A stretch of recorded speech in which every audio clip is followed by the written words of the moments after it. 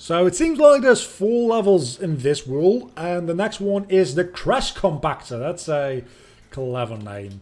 CRASH Compactor, here we come!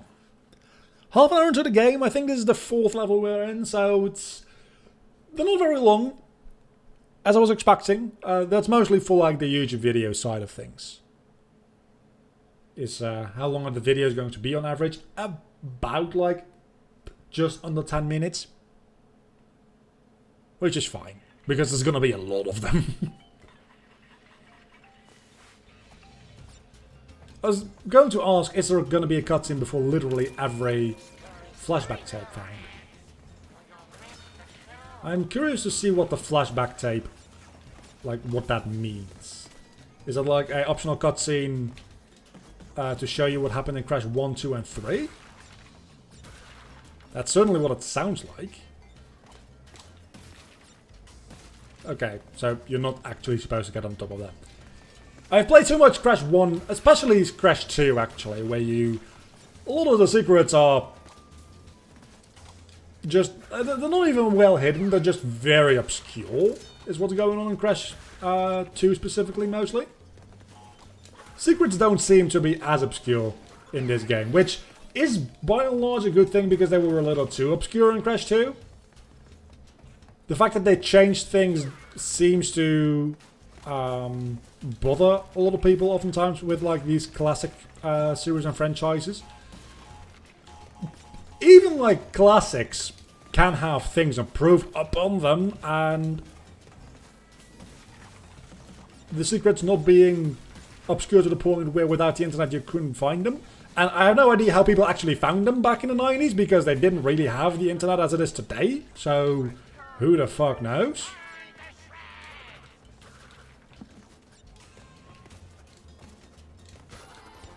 I don't have the red gem. So we're not going to be completing this 100%, I'm telling you that much. Color gems, clearly still a thing, which nobody was expecting them not to still be it. I missed some. I wasn't going to 100% this anyway, but it's still... Can I just jump down this? Can I? Can I? Can I? I can. No idea how the hell I'm gonna get back up that just like that. Okay. This is dangerous. But it's so satisfying. That seems like not a good time for me. I don't know why I want to... And that just gives you a... oh, that's 30 Wumpa Fruit. That's actually quite a lot.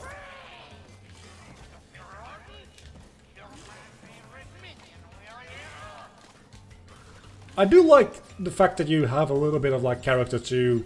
I'm assuming it's going to be for every boss, for every world, and this world's boss is just engine. But him saying, oh, you killed my favorite minion!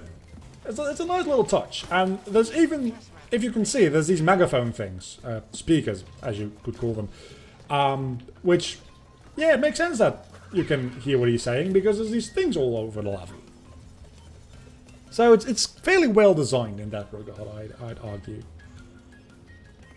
Though, I don't know... Are these going to be boxes that get enabled when I... like... get to the end of this? It really does seem like that might be the case. Yeah, it is. I'm so glad I didn't get all of those boxes before, because that could have been real bad. Oh, that's gonna be no fun. That's gonna be real no fun. This is gonna be difficult as is anyway, but... Again, I appreciate the fact that it's actually difficult right from the start. Because... we've played a lot of Crash before. We have. I've played Crash Bandicoot 1, 2 and 3 to 100% ah, damn it, that's my bad. To be fair, I haven't ever completed the original Crash 1 to 100% completion, because the saving mechanics in that game are bullshit. And I'm not sure if I actually got the Insane Trilogy version of the game to 100% completion. I think I might not have, because it's still fairly difficult. Because Slippery Climb is one of the levels you need to go through to get one of the color gems, and that still needs to happen deathless. So, yeah, it's a bit tricky to go through. And let's focus here for a moment, because I almost died again there. This shouldn't be the difficult part of this level. This is a fairly easy obstacle. We've had things like this happen in Crash before. We've done this before. We've done much more difficult things than this before. This is the tricky part, but now that we have a bit of a visual indicator to... I feel like I was through there. I clearly wasn't. And I'm sure that if you go back and watch that frame by frame, I got squashed, but I feel like I should have gotten a pass there. That's less than ideal. That's especially less than ideal. That's way too close for comfort. So what I'm thinking is that you actually don't want to trigger those until your return, because otherwise you make things significantly more difficult for yourself, while there really isn't any reason to do so, is what I'm realizing now, because you can literally just jump over with a double jump, or a high jump, or a high double jump, which apparently is a thing, but it's not high enough to get that one hidden gem in the last level, so I don't know what's going on. Can I even make this jump? You can when you don't belly flop halfway through. Let's give that another shot. I never said I was good. I just said I played this a lot and I was glad it's difficult. I never said I was actually good at the game. If you came here expecting to see somebody that's actually good at this game, I don't think you can. You definitely can! You definitely can double jump over them. Never mind, this is so much easier. This is frankly kind of ridiculous that I didn't think about that earlier. Okay, so this is going to be no issue now, because we've done this about 5 million times, because I just keep dying. It's kind of bad. Kind of bad at life. And Crash Bandicoot, also. I'm also bad at Crash Bandicoot. I'm just bad at games, is the thing. And jump over. These should instantly break now, because it's been a while since I... Wrong button! Why do I belly flop? Is this...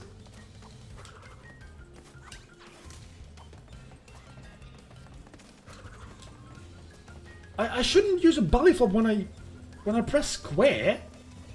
And I'm definitely not pressing circle. Because I'm consistently doing it. So it's not a mistake. I don't know why that happens. I'm gonna be honest with you. That seems a bit iffy. I'm definitely not pressing it by accident. It's on the other side of the right side of the controller. That sentence didn't make a lot of grammatical sense. Yeah, so that's just me trying to be fancy, and it didn't really work now, did it? Are we gonna keep doing this? Maybe. Maybe we are. Definitely not. This is the last attempt. After this, I'm just gonna keep on going, because this is not fun to watch, I imagine.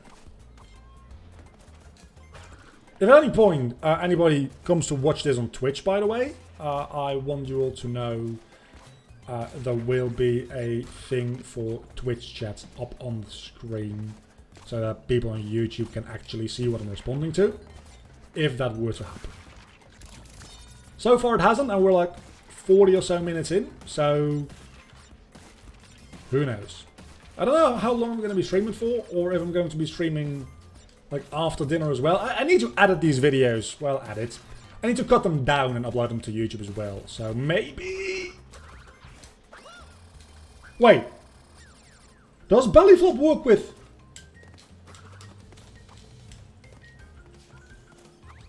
It works with R1. That's what I'm pressing by accident. It's R1. I went into the bonus level again! Damn it. It works with R1. Okay, so now that I know that, I can pay attention to that a little bit more.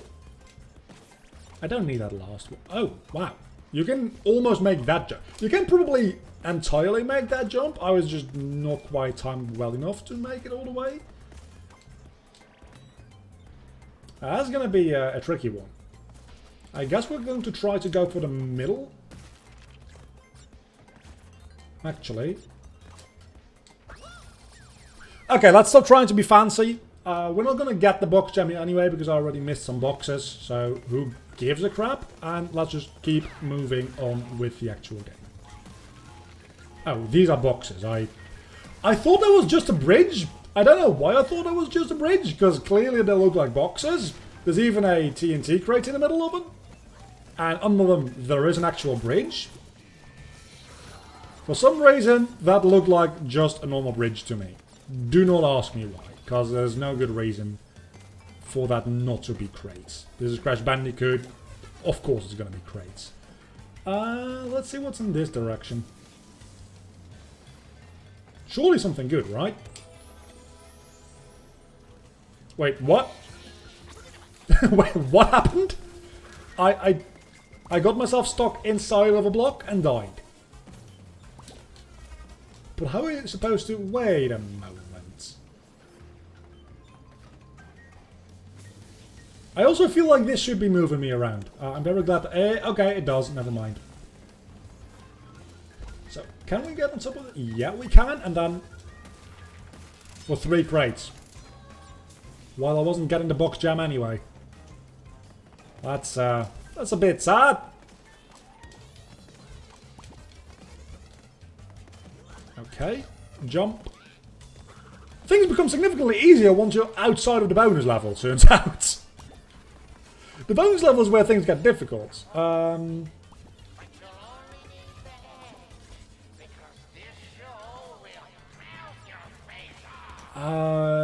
are we? Where are we going? I am very much confused. Where we're going? Oh, that is a deadly place to be. Apparently. I didn't know, but apparently that's a deadly place to be. So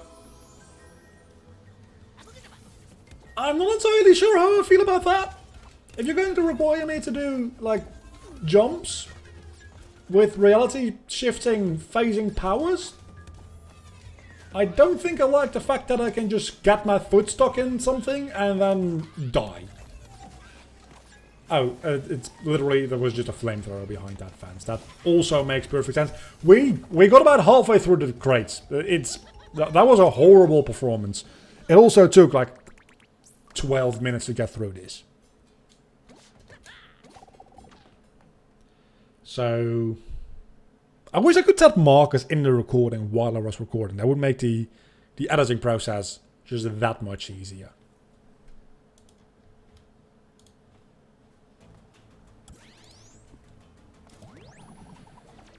What's that? Flashback tapes unlocked. Rewind time to go back to the 90s. Play flashback tapes and experience Crash and Coco's training in Neocortex's test chambers. You know what? Let's see what this is. Flashback tape 1, subject 218. Play level. Is this like a more retro Crash Bandicoot level?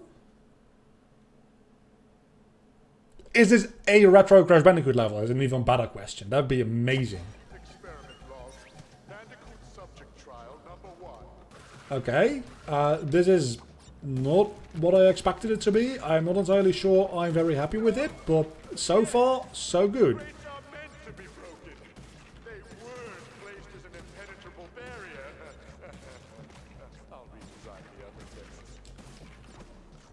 Okay, there's 118 of these things.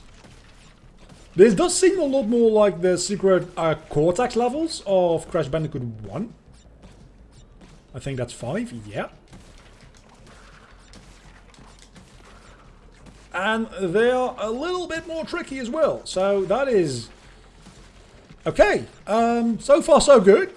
I don't know if this is going to be a separate episode for YouTube or not, depending on how long this takes. If it's a little, just like 3 or 4 minutes, I'm... that's a big gap. I'm just gonna add this onto the episode of the level where I got this, and it seems like that's probably gonna be the case, because 1, 2, 3, 4, 5. because this doesn't seem too big of a deal so far. Okay, yeah, no. The double jump is saving my ass a lot. Oh my god, sometimes you just get on top of a crate you didn't expect to be able to make, and it honestly does feel kind of amazing. I don't know if this was the correct order of things to do. Nope, it was not. It very much wasn't. Luckily, there are checkpoints. So... Oh, by the way, I'm definitely using the D-pad for this section, because it's literally just turned into a 2D platformer at this point, which I like this level. And it seems like there's quite a lot of them as well, so no. Okay, so here again, my nose is very itchy. I had to scratch. I'm sorry, I had to. Maybe I could have ate it, but I really... Itching? It feels so much worse when you can't actually scratch it. When you can scratch whenever you want, it's not that bad. You can have a real bad itch, but just knowing that you can scratch it anytime you want makes the itch less bad. And this is going to be real bad for me. It's actually not that bad, never mind.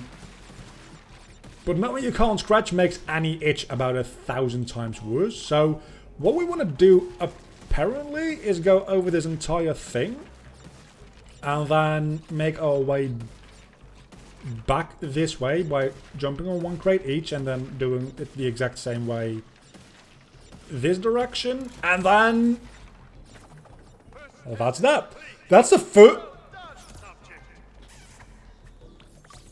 first task, as in there's 2 more of these, because I did see 3 medals.